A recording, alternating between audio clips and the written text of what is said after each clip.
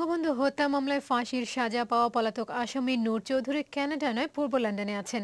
London ভিত্তিক বার্তা সংস্থা ইউকে বিডি নিউজ আজ এ তথ্য জানিয়েছে। বার্তা সংস্থাটি আরও জানায়, বাঙালি অধ্যুষিত ডকল্যান্ডের ওয়েস্টফেরিতে একটি সিকিউরিটি প্রতিষ্ঠানে কাজ করছেন বঙ্গবন্ধুর খুনি নূর চৌধুরী। ইউকে বিডি নিউজের এই তথ্যকে সমর্থন করে আইন মন্ত্রণালয় সংক্রান্ত সংসদীয় স্থায়ী কমিটির সভাপতি সুরঞ্জিত সেনগুপ্ত বলেছেন, পলাতক আসামিরা যেখানেই থাকুক সরকার তাদের খুঁজে বের করবেই। হাসান তারিকের রিপোর্ট। পূর্ব লন্ডনে ভাতিজির আশ্রয়ে বহাল তবিয়তে বাস করছেন বঙ্গবন্ধুর খুনি নূর চৌধুরী। নাম বদলে ফেলায় হাজি নামেই চেনেন ডকল্যান্ড ওয়েস্টফেরের বাঙালিরা।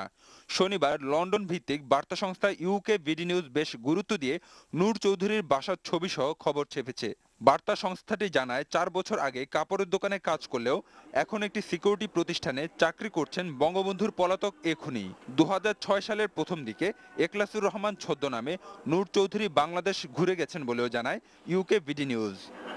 অথচ কোরবানি ঈদের পরদিন দেশে ফিরে আইনমন্ত্রী ব্যারিস্টার শফিক আহমেদ জানিয়েছিলেন, কানাডা প্রশাসনের নজরদারিতে রয়েছে বঙ্গবন্ধুর খুনি নূর চৌধুরী।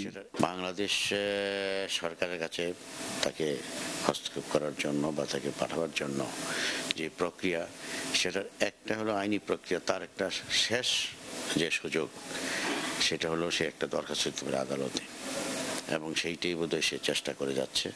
আইনমন্ত্রী এ বক্তব্যের সাথে দ্বিমত জানিয়ে নানা যুক্তি তুলে ধরেছে লন্ডন ভিত্তিক বার্তা সংস্থাটি।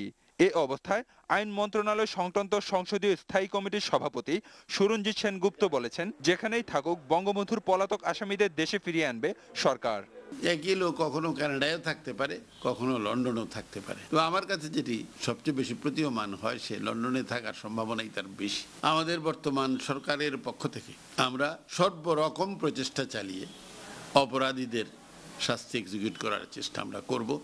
ইউকে বিডি নিউজ আরও জানায়, গত 19 নভেম্বর বঙ্গবন্ধু হত্যা মামলার রায় ঘোষণার পর পূর্ব লন্ডনে নূর চৌধুরীকে ধাওয়া করেন আওয়ামী লীগ নেতারা। এদিকে যুক্তরাষ্ট্রে পালিয়ে থাকা ব্রিগেডিয়ার ফজলুল বারী বঙ্গবন্ধুর পলাতক আসামিদের পালিয়ে বেড়াতে সহায়তা করছে বলেও দাবি করেছে বার্তা সংস্থা ইউকে বিডি নিউজ। হাসান তারিক, ওয়ান নিউজ, ঢাকা।